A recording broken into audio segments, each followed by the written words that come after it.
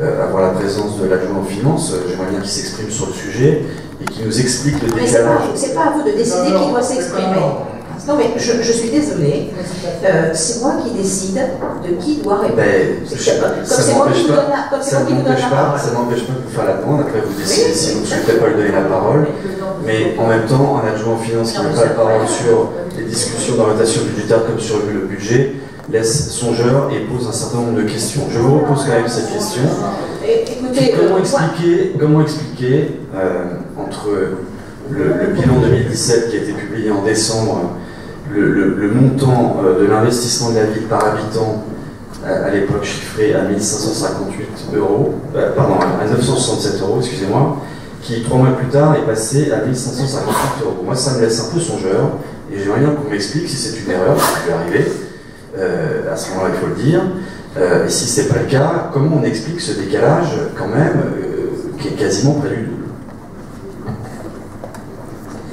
Vous parlez quoi, du niveau d'investissement? Ce qui figure dans le dossier, oui. Montant d'investissement de la ville par habitant, vous pouvez regarder la slide. 1558 euros, oui. La slide. Pas si peu plus que l'armée nationale. Mais où est le problème? Mais comment, en 3 mois, en fait, comment on est quasiment, on multiplie quasiment par 2 ce montant par habitant. Moi, ça, franchement, ça me laisse extrêmement songeur pour ne pas dire plus. Bon, on vous donnera le détail de ce calcul. Non, mais attendez, vous avez dit vous-même à l'instant que vous étiez là pour répondre à nos questions. Bien sûr, mais je n'ai pas la réponse exacte, je ne vais pas vous dire tout et n'importe quoi. Donc je n'ai pas la réponse exacte à cette question, et moi je ne vais pas préparer les questions par M. Sourisseau, vous voyez. Mais arrêtez de dire M. Sourisseau, d'ailleurs. On sait très bien, c'est comme ça que ça se passe. Non, c'est pas ridicule, parce que c'est tout simplement la vérité. Mais votre question est intéressante, et vous aurez donc la réponse, d'ailleurs bien avant le budget primitif, vous l'aurez, je vous donnerai la réponse, je pense, dans la semaine. Et monsieur l'adjoint aux finances qui a préparé ce rapport d'orientation budgétaire n'a pas non plus la réponse à cette question. Ben non, je n'ai pas la réponse à cette question. Est-ce que monsieur de Tilloy a une réponse? Oui. Non, pas de réponse. Bon, voilà, donc on verra tout cela. Ça démontre quand même, pardonnez-moi, l'impréparation de ce rapport. Non, c'est pas l'impréparation. Mais on ne peut pas laisser sur une telle approximation, franchement, c'est pas crédible, c'est pas raisonnable. Vous avez le chiffre exact. C'est simplement la question, c'est de se dire, entre l'année dernière et cette année, pourquoi ça a évolué. Donc, c'est pas de dire qu'il y a une approximation, c'est que je vous donne le chiffre exact. Oui, mais comment on ne peut pas expliquer ce chiffre aujourd'hui est quand même assez aberrant, pardonnez-moi, et démontre bien l'impréparation de ce débat d'orientation budgétaire et de ce rapport qui définitivement ne répond pas aux objectifs requis. Mais s'il répond tout à fait aux objectifs. Je propose que Mme Kirchhoff souffle la réponse. Justement, Mme Kirchhoff ne connaît pas la réponse et elle souffle à personne, monsieur Grébert. Pensez que tout est comme ça, on est capable de répondre surtout à vos questions qui ne sont pas extraordinaires. On y arrive tout seul. Et adjoint au budget, il n'est pas capable de répondre. Ah ben non, et on peut pas, même le directeur des finances aujourd'hui ne peut répondre à cette question. Donc c'est des questions pour lesquelles il faut être préparé. On vous donnera les réponses. Je m'engage à vous donner les réponses dans la semaine. Un débat. Monsieur de Tilloy, attendez. Oui, c'est un rapport, mais... Attendez, monsieur de Tilloy a peut-être la réponse. Oui, bonjour, j'ai quelques remarques, quelques éléments de réponse. En ce qui concerne le bilan de mi-mandat, il est effectivement à cette date-là, on ne connaissait pas les montants définitifs de 2017. Donc ils ont dû s'appuyer, très certainement, là j'ai pas les chiffres de mémoire, mais sur des exercices précédents, 2016, peut-être 2015. L'exercice 2017, on le verra au moment du vote du budget, est quand même en réalisation beaucoup plus important que les années précédentes. Et ceci peut expliquer cela. Et on vérifiera les chiffres, on donnera la réponse. On donnera la réponse dans la semaine. Voilà, y a-t-il d'autres questions?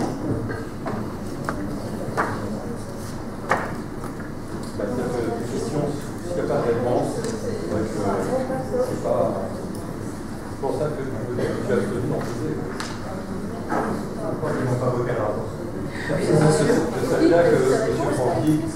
Moi, je vais revenir sur une petite chose.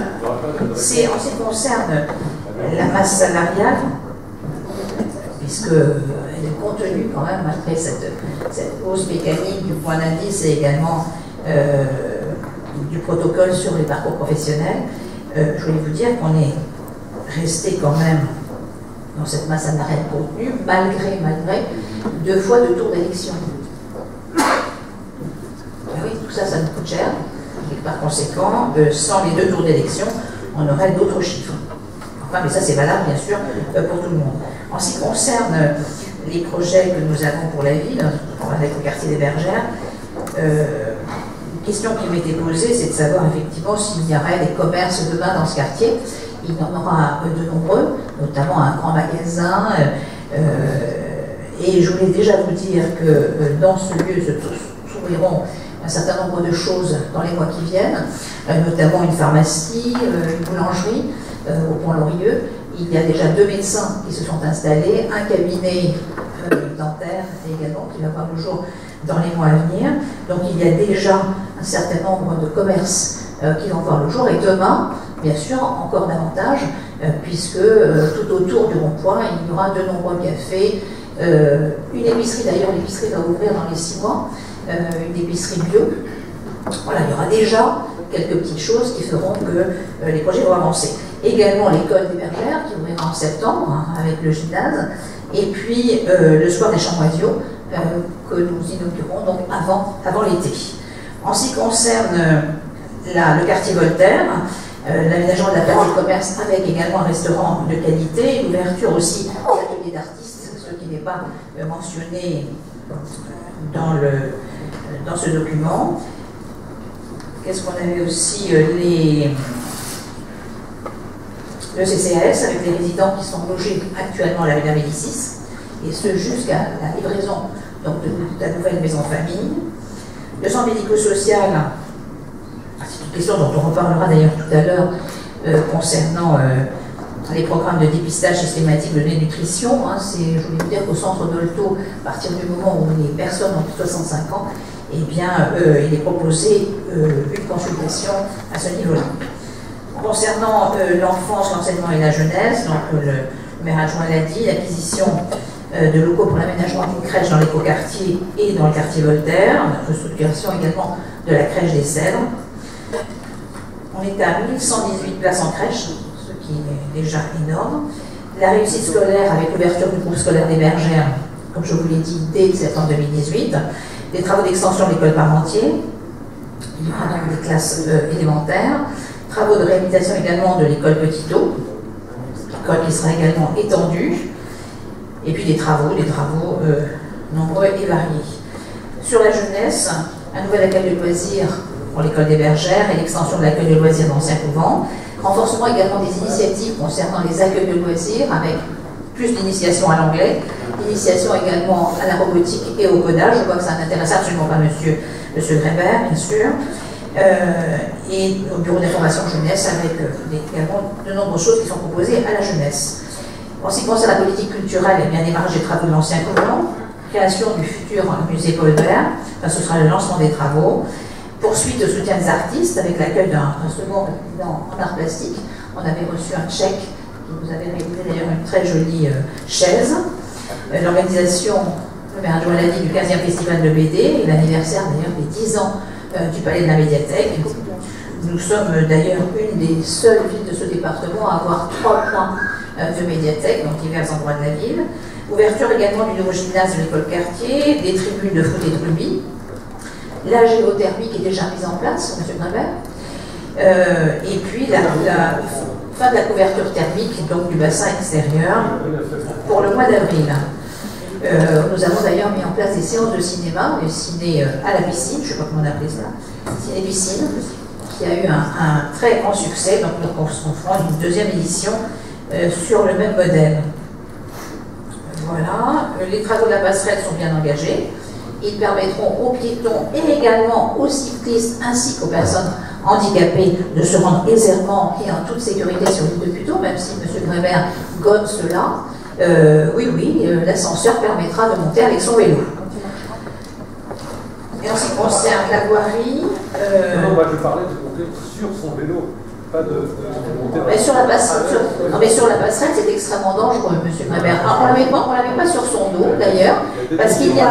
Non, mais on ne mettra pas le vélo sur son dos, on le mettra sur une petite boulotte qui permettra de le pousser jusqu'au bout. L'installation d'un ascenseur, donc une passerelle, un escalator vers Richard Wallace. Ça a mis un peu de temps parce qu'il nous a fallu l'accord de la SNCF. Doublement d'escalator rue Monge, vous l'avez vu, les tranchées ont déjà été creusées. Rénovation des rues, on l'a déjà dit, rue Génil, rue Solnier, rue Voltaire, rue du 8 mai. Ensuite, l'installation des conteneurs containés dans l'écoquartier des Bergères. Et ensuite, démarrage de quelques travaux au niveau des espaces verts, du passage des piscines, rue Passeur, du jardin du Belvédère, rue Carteau. L'aménagement également du paysager du parc Rully, de l'entrée de la ville côté Bellini, de l'avenue Georges Pompidou, également d'un parc canin, qui nous a été bien demandé à l'entrée donc de l'île de Puteaux. Restauration de 50 mètres linéaires de berges naturelles sur l'île, du fait de la crue, il a fallu bien entendu remettre tout ça en ordre, et des poursuites des faisabilités de microforage pour l'alimentation en eau d'arrosage. Donc voilà tout ce que contenait ce rapport.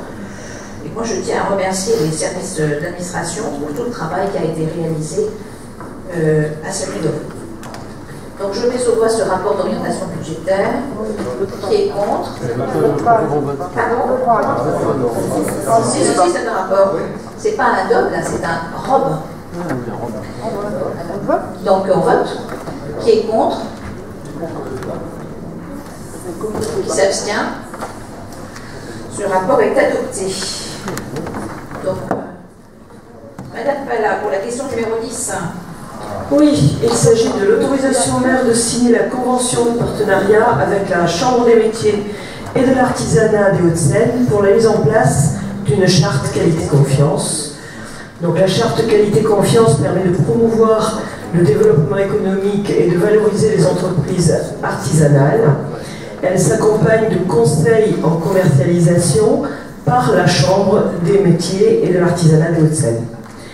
Lors de l'édition 2017, cette charte qualité-confiance a permis à 39 artisans d'obtenir ce label. Il est donc proposé de reconduire cette opération cette année, donc pour l'année 2018. Pour cela, il est demandé au conseil municipal d'approuver la convention de partenariat entre la ville de Puteaux et la Chambre des métiers et de l'artisanat des Hauts-de-Seine, visant à mettre en place une opération de charte qualité-confiance auprès des entreprises putéoliennes. Voilà, cette opération elle est réalisée par la Chambre et elle contribue aux frais engagés à hauteur de 5 000 €. Y a-t-il des questions, des remarques? Je mets au voie. Qui est contre? Qui s'abstient? Unanimité, je vous remercie. Question numéro 11, monsieur Duez. Il s'agit de l'autorisation à Madame le maire de signer la convention d'accès au restaurant municipal 67 avec le Centre communal d'action sociale. Le Centre communal d'action sociale, CCAS de Puteaux, gère le Club 102, dont une partie des membres bénéficie du service de restauration de la maison de famille Richard Wallace.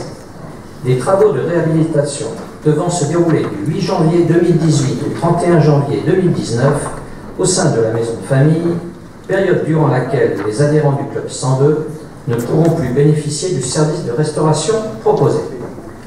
Afin de continuer à assurer le service, il est demandé au conseil municipal d'approuver la convention avec le CCAS permettant aux adhérents